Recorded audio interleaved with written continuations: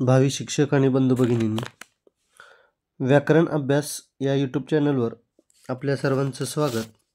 आज आपण TAT English यापूर्वी झालेले TAT परीक्षेचे जे पेपर आहेत त्या पेपरचं स्पष्टीकरण सिरीज आपण सुरू केलेली आहे.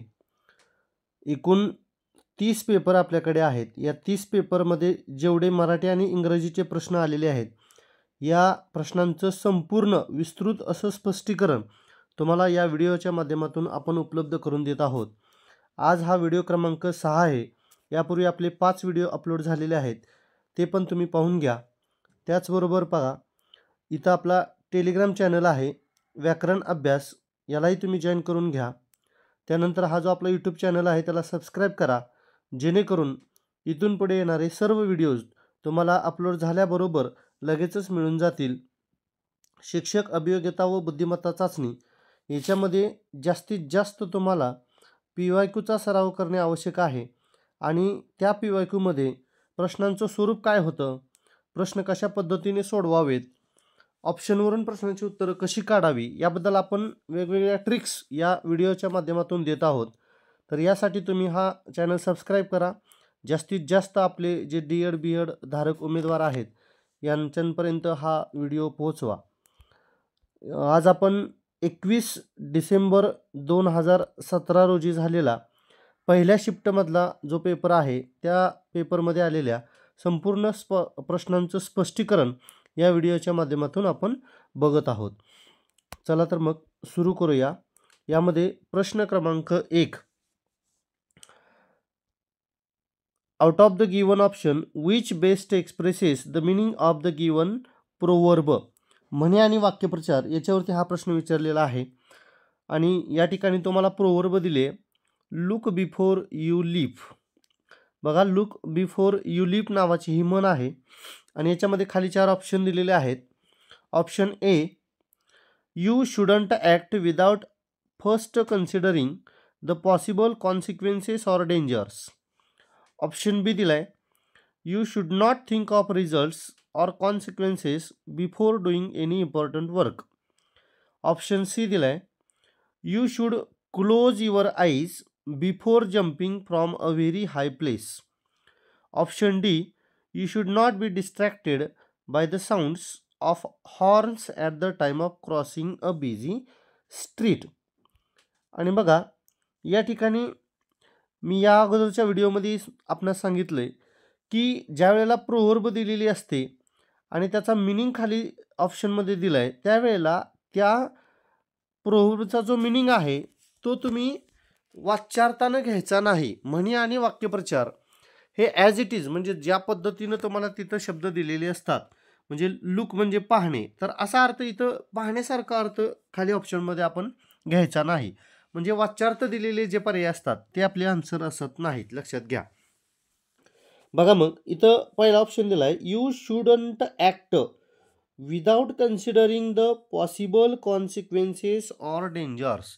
म्हणजे एखादी तुम्ही ॲक्ट करताय, कृती करताय, तर ती कृती यू शुडंट करू नका. म्हणजे कशी, first considering the possible consequences or dangers.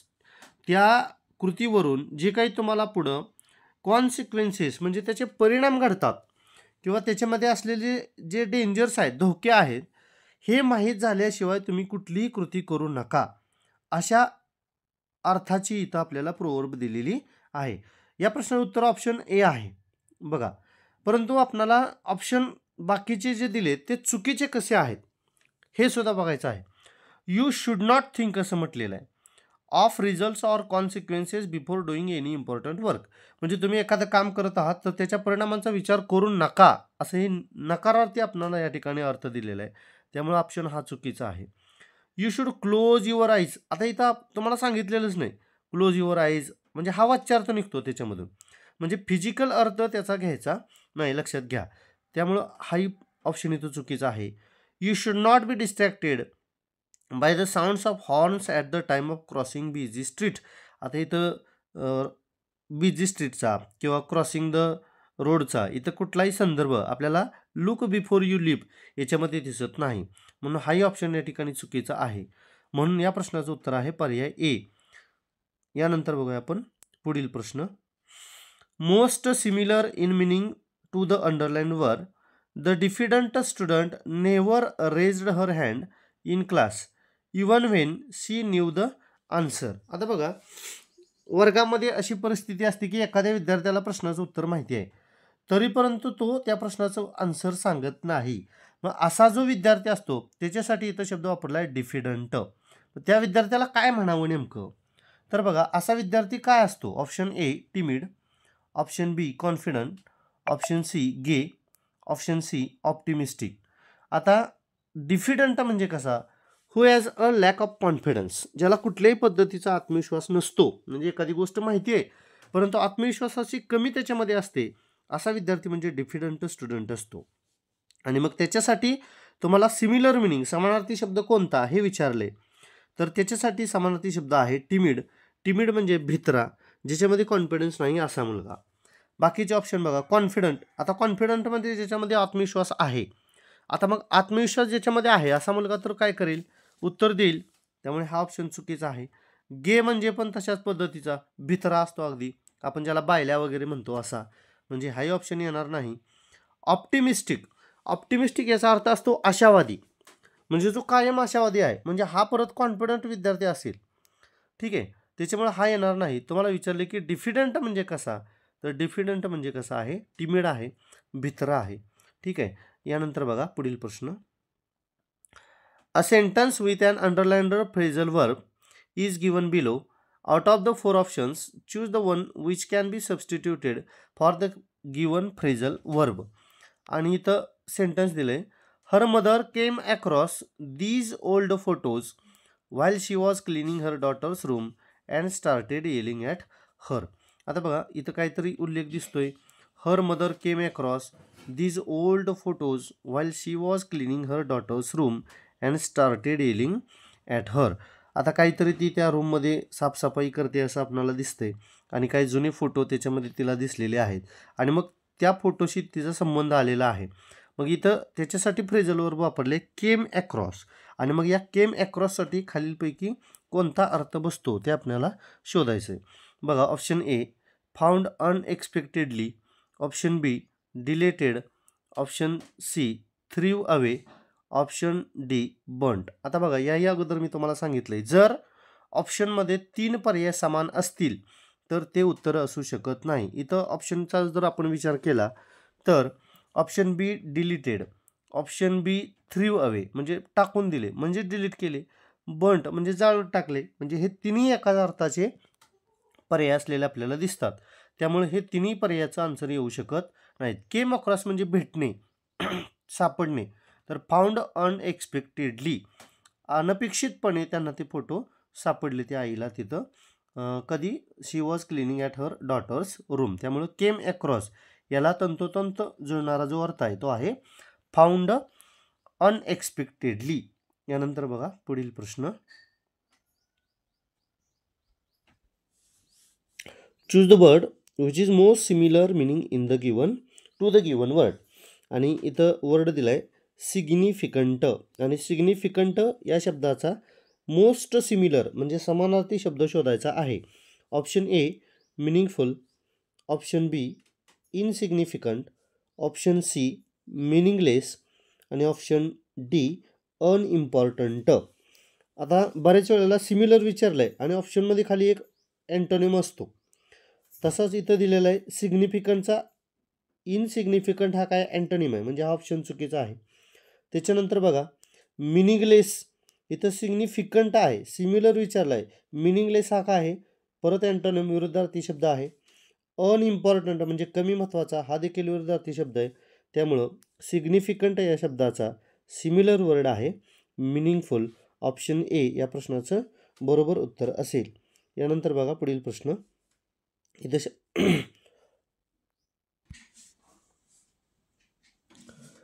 Despite या शब्दाचा तुम्हाला इथं अपोजिट वर्ड सांगायचा आहे. बघा, अपोजिट वर्ड म्हणजे विरुद्धार्थी शब्द डिस्पाइज या शब्दाचा विरुद्धार्थी शब्द. Option A admire, option B hate, option C detest, option D dislike. आता याच्यामध्ये बघा डिस्पाइज याचा अपोजिट वर्ड आहे ॲडमायर. आणि परत एकदा बघा इथं ऑप्शनकडे जर आपण बघितलं, हेट आणि डिसलाईक समानार्थी शब्द आहेत, म्हणजे 2 किंवा 3 समानार्थी शब्द जर ऑप्शनमध्ये असतील तर ते त्याचे आन्सर येणार नाहीत.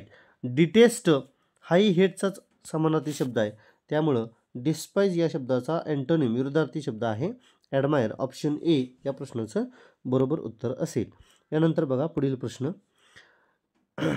फिल इन द ब्लँक्स आहे.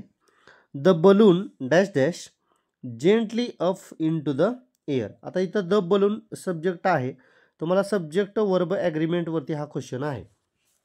खाली ऑप्शन बघा, वर्बचे ऑप्शन दिलेत. Option A rose, option B have rise, option C have rose, option D has rise. आता आपल्याला माहिती आहे जिथं हॅव हे हेल्पिंग वर्ब म्हणून येतं त्यासोबत नेहमी व्ही3 क्रियापदाचं तीच रूप येतं. म्हणजे आपल्याला इथं वाक्याची रचना कशी पाहिजे, हॅव प्लस व्ही3 पाहिजे. ऑप्शनकडे जर बघितलं आपण तर इथं द बलून आणि रोज म्हणजे इथं सब्जेक्ट आहे, इथं वर्ब यायला पाहिजे. इथं काय काय येऊ शकतं, इथं V1 येऊ शकतो किंवा इथं V2 येऊ शकतो, दोन्हीपैकी. आता रोज हा काय आहे, इथं V2 आहे, म्हणजे राईटचा पास्ट टेन्स रोज आहे, म्हणजे रोज हे आन्सर इथं येऊ शकतं. पण बाकीचे ऑप्शन आपण बघूया.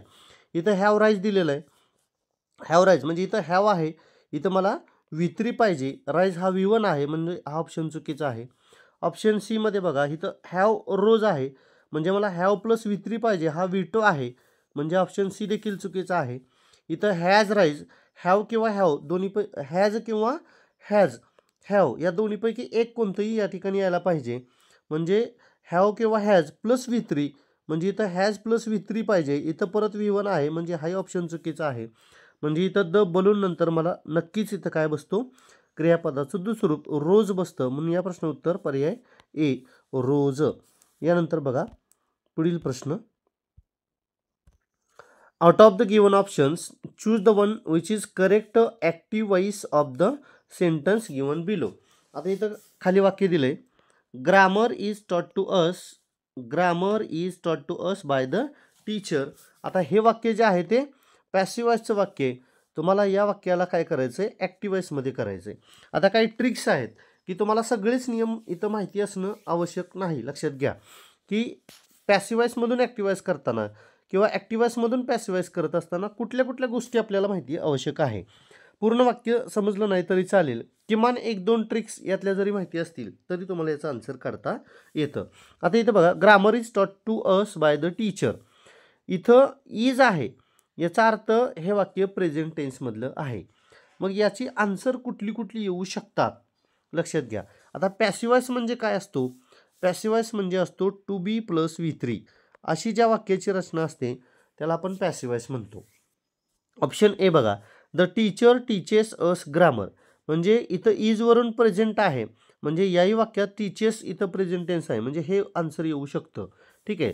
यानंतर बघा इथं इज टीचिंग, इथं पॅसिव्ह वॉइसच्या वाक्यामध्ये ING फॉर्म आहे का, नाही, मग इथं ॲक्टिव्हमध्ये ING फॉर्म करण्याची गरज नाही, म्हणजे हा ऑप्शन चुकीचा आहे. त्याच्यानंतर बघा इथं द टीचर हॅज टॉट, म्हणजे इथं टू बी प्लस V3 आहे, म्हणजे हे परत एकदा पॅसिव्ह वॉइसचंच वाक्य आहे, त्यामुळे हे आन्सर इथं येणार नाही. त्याच्यानंतर बघा द टीचर टॉट अस, इथं टॉट हा पास्ट टेन्स आहे, आपलं पॅसिव्ह वॉइसचं वाक्य ॲक्टिव्ह आहे, त्यामुळे हे आन्सर येणार नाही, म्हणजे ऑप्शन ए हे माझं काय असेल बरोबर उत्तर असेल. द टीचर टीचेस अस, इथं टीचेस हा यस प्रत्यय लागलेला प्रेझेंट टेन्स आहे, आणि मग याचं पॅसिव्ह वॉइस करत असताना आपण टू बी प्लस V3, मग याच्या प्रेझेंट टेन्समध्ये टू बी काय घेईल तर आपण इज घेईल, जे की इथं बरोबर दिलं आहे, म्हणून या प्रश्नाचं बरोबर उत्तर पर्याय ए. यानंतर बघा पुढील प्रश्न. Out of the 4 alternatives choose the one which can be substituted for the given word sentence. इथं a physician skilled in the diagnosis and treatment of diseases of the nervous system. आता नर्वस सिस्टम ज्याला आपण मराठीमध्ये मज्जा संस्था असं म्हणतो, आणि त्याच्यामध्ये स्किल्ड असलेला किंवा त्याला डायग्नोज करत असणारा किंवा त्याची ट्रीटमेंट करत असणारा जो कोणी असतो त्याला काय म्हणतात, याला वन वर्ड सबस्टिट्यूशनचा पॉईंट असं म्हटलं जातं. म्हणजे एखाद्या व्यक्तीचं ऑक्युपेशन काय किंवा डॉक्टरांचे जे प्रकार आहेत त्या डॉक्टरपैकी नर्वस सिस्टमवरती काम करणारा किंवा त्याची ट्रीटमेंट करणारा जो डॉक्टर असतो त्याला काय म्हटलं जातं, तर त्याला म्हटलं जातं न्यूरोलॉजिस्ट. म्हणून या प्रश्नाचा आन्सर आहे पर्याय ए, न्यूरोलॉजिस्ट. पिडॅक्ट्रिशियन म्हणजे कोण, जर तो लहान मुलांचा जो डॉक्टर असतो त्याला पिडॅक्ट्रिशियन असं म्हटलं जातं. गायनाकॉलॉजिस्ट म्हणजे कोण आहे, तर जो स्त्री रोगतज्ञ किंवा स्त्री प्रसूती रोगतज्ञ जो असतो त्याला गायनाकॉलॉजिस्ट असं म्हटलं जातं. ऑर्थोपेडिक म्हणजे कोण, जो हाडांचा किंवा जिथं सांधेदुखी वगैरे ज्याच्यावरची ट्रीटमेंट केली जाते तो जो डॉक्टर असतो त्याला ऑर्थोपेडिक असं म्हटलं जातं. म्हणून या प्रश्नाचं उत्तर पर्याय ए, न्यूरोलॉजिस्ट. यानंतर बघा पुढील प्रश्न. Out of the given options choose the one which is the correct indirect speech. इथं स्पीचचं स्पेलिंग चुकलेलं आहे. Of the sentence given below. आता इनडायरेक्ट स्पीच करायचं तुम्हाला, त्यासाठी डायरेक्ट स्पीचचं वाक्य दिलं आहे बघा. Mary said to Sameer do you like mangoes. बघा इथं काय दिलेलं आहे, वाक्य दिलं आहे डायरेक्ट स्पीचचं. आता डायरेक्ट स्पीचमधून इनडायरेक्ट स्पीचमध्ये याचं रूपांतर करत असताना कुठल्या कुठल्या गोष्टी आपल्याला लक्षात ठेवायच्या आहेत. इथं रिपोर्टर मेरी आहे, सेड टू रिपोर्टिंग वर्ब आहे, समीर हा लिसनर आहे, डू यू लाईक मँगोज हा एक क्वेश्चन आहे. हा कोणता क्वेश्चन आहे, तर हा व्हर्बल क्वेश्चन आहे. आणि मग व्हर्बल क्वेश्चनचं इनडायरेक्ट नॅरेशन करत असताना कुठल्या कुठल्या गोष्टी आपल्याला लक्षात घ्याव्या लागतात. बघा इथं जो रिपोर्टर आहे मेरी याच्यामध्ये बदल होत नाही. इथं चारही ऑप्शनमध्ये मेरी आहे म्हणजे समान आहे. त्याच्यानंतर सेड टू आहे, या सेड टूच्या ऐवजी काय करावं लागतं, आस्कड करावं लागतं. Option A asked, B asked, C ask झालं आहे आणि डी आस्क, म्हणजे इथं 2 ऑप्शन गेले. कधी अशा प्रश्नाचे उत्तर काढताना आपण सुरुवातीला ऑप्शन इलिमिनेट करायला शिका, म्हणजे चुकीचा आन्सर कोणता आहे हे जर तुम्हाला एकदा समजलं तर बरोबर आन्सरपर्यंत तुम्ही लवकर पोहोचता. त्याच्यानंतर बघा इथं समीर ऑप्शन एमध्ये, ऑप्शन बीमध्ये परत समीर आहे, म्हणजे लिस्नरमध्ये नो चेंज. आता इथं डू यू लाईक मँगोज हा व्हर्बल क्वेश्चन आहे आणि व्हर्बल क्वेश्चनचं इनडायरेक्ट नॅरेशन करत असताना तुम्हाला कंजंक्शन म्हणून इफ किंवा वेदरचा वापर करावा लागतो. इथं ऑप्शन एमध्ये इफ आहे, ऑप्शन बीमध्ये सुद्धा इफ आहे. त्याच्यानंतर कंजंक्शन ज्यावेळेला वापरतो त्यानंतर आपण घेतो वाक्यामध्ये आलेले pronoun. Do you like mangoes हे यू जे आहे हे यू कोणाबद्दल आलेलं आहे, तर समीरबद्दल आलेलं आहे. समीर हा मेल आहे आणि मग मेलसाठी आपण कोणतं प्रोनाउन वापरतो, तर ही, शी, इट यापैकी ही हे प्रोनाउन वापरतो. इथं ही आहे, ऑप्शन बीमध्ये सुद्धा ही आहे. इथंपर्यंत आपल्याला समान भाग दिसलेला आहे. याच्यानंतर बघा इथं लाईक आहे, इथं आस्कडमध्ये पास्ट टेन्स झालेलं आहे, त्यामुळे या लाईकचं काय होणार, लाईकड होणार. म्हणजे ऑप्शन एमध्ये आपल्याला लाईकड दिसतं, ऑप्शन बीमध्ये लाईक असंच आहे, म्हणजे ऑप्शन बी इथं चुकीचं आहे. म्हणजे बाकीच्या गोष्टी माहिती नसतील, राहिलेलं वाक्य आपण आहे असं लिहितो. म्हणून या प्रश्न उत्तर आहे पर्याय A, Mary asked Sameer if he liked mangoes. हे या प्रश्नाचं इनडायरेक्ट नॅरेशनमध्ये झालेलं कन्व्हर्जन असेल. अशा पद्धतीने तुम्हाला एक एक गोष्ट याच्यामध्ये टॅली करून हे आन्सर काढावं लागतं. यानंतर बघा पुढील प्रश्न. Fill in the blanks with the correct article. आर्टिकलवरती क्वेश्चन हमखास कोणत्याही परीक्षेमध्ये येतो, लक्षात घ्या. They danced to dash dash beat of the drums. आता इथं डान्सबद्दल बोललेलं आहे आणि त्याच्या परत इथं जे ड्रम्स आले त्याच्याबद्दल बोललेलं आहे. म्हणजे इथं जो कोणी आपण इथं ड्रमचा उल्लेख केला आहे याच्यासाठी पूर्वीचा काहीतरी संदर्भ लागलेला आहे. जर असा संदर्भ लागलेला असेल तर ते पुढची जी घटना असते ती डेफिनाईट घटना असते. म्हणून या ठिकाणी डेफिनाईट घटना दाखवण्यासाठी येणारं आर्टिकल कोणतं असतं, तर द असतं. म्हणून या प्रश्न उत्तर पर्याय ए, द बीट ऑफ ड्रम्स. ठीक आहे. यानंतर बघा पुढील प्रश्न. त्यातपूर्वी तुम्हाला एक सूचना की जर तुम्हाला या व्हिडिओचा फायदा होत असेल किंवा या व्हिडिओमध्ये दिलेलं जे स्पष्टीकरण आहे ते समजत असेल तर तुम्ही जास्तीत जास्त या चॅनलला शेअर करा, सबस्क्राईब करा. आणि हे सर्व तुम्हाला आपण या ठिकाणी मोफत देत आहोत. इथं जे 30 पेपर झालेले आहेत TITचे, या 30 पेपरमध्ये जेवढे काही प्रश्न असतील जवळपास 30 प्रश्नपत्रिकामध्ये, प्रत्येक प्रश्नपत्रिकेमध्ये तुम्हाला मराठीचे 15 आणि इंग्रजीचे 15 असे 30 प्रश्न आहेत. म्हणजे तुम्हाला 30 आणि 30 इथं जवळजवळ 900 प्रश्नांचं स्पष्टीकरण तुम्हाला या व्हिडिओच्या माध्यमातून मिळणार आहे, लक्षात घ्या. आणि ते सगळं कसं आहे तर मोफत आहे. जास्तीत जास्त मुलांना याचा फायदा व्हावा यासाठी आपण कोणतीही फी किंवा कोणतेही पैसे तुमच्याकडनं न घेता हे फ्रीमध्ये याचं एक्सप्लेनेशन मी तुम्हाला देत आहे. हा व्हिडिओ बनवण्यामध्ये काहीतरी थोडेफार कष्ट पडतात आणि तुमच्यापर्यंत माहिती पोहोचवण्यासाठी माझा वेळ जातो. म्हणून तुम्ही फक्त एकच काम करा की हा चॅनल किंवा हा व्हिडिओ जास्तीत जास्त आपल्या डी.एड. बी.एड. धारकांपर्यंत पोहोचवा आणि त्यांना जास्तीत जास्त या उपक्रमाचा फायदा करून द्या. काही अडचण असेल तुम्हाला कुठल्या प्रश्नाबद्दल तर तुम्ही या नंबरवरती मला संपर्क करू शकता. कुठल्याही प्रश्नाबद्दल तुम्हाला स्पष्टीकरण हवं असेल तर तुम्हाला या नंबरवर मला व्हॉट्सअप मेसेज करा. तुम्हाला त्याचं एक्सप्लेनेशन मिळून जाईल. हा आपला टेलिग्राम चॅनल आहे.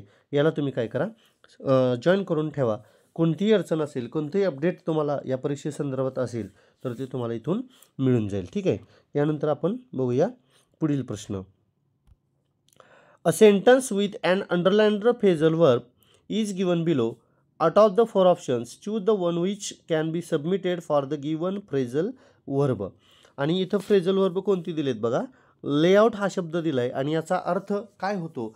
Layout the table for dinner. आता बघा, layout the table for dinner इथं आपल्याला वाक्य वाचल्याबरोबरच याचा संदर्भ लागतो की काय नेमकं या वाक्याला म्हणायचं आहे. आता बघा, ऑप्शन ए डिस्ट्रक्ट. आता इथं डिनर करायला तुम्ही निघालेला आहात, फॉर डिनर असं म्हटलेलं आहे आणि टेबल डिस्ट्रक्ट म्हणजे नाश कर, म्हणजे टेबलावरती जे अन्नपदार्थ ठेवले त्याला डिस्ट्रक्ट करून टाका, संपवून टाका, नाश करून टाका, त्याचा म्हणजे विस्कटून टाका, असा अर्थ निघेल का याच्यामधून? नाही निघणार. म्हणजे ऑप्शन ए चुकीचं आहे. इथं बेक म्हणजे, आता बघा, बेक म्हणजे भाजणे, रोस्ट करणे. आता डिनर हा बेक केला जातो का? नाही केला जात. म्हणजे लेआउट या शब्दाशी समान अर्थ कुठं जातो हे आपल्याला बघायचं, म्हणजे बेक येणार नाही. त्याच्यानंतर बघा अरेंज.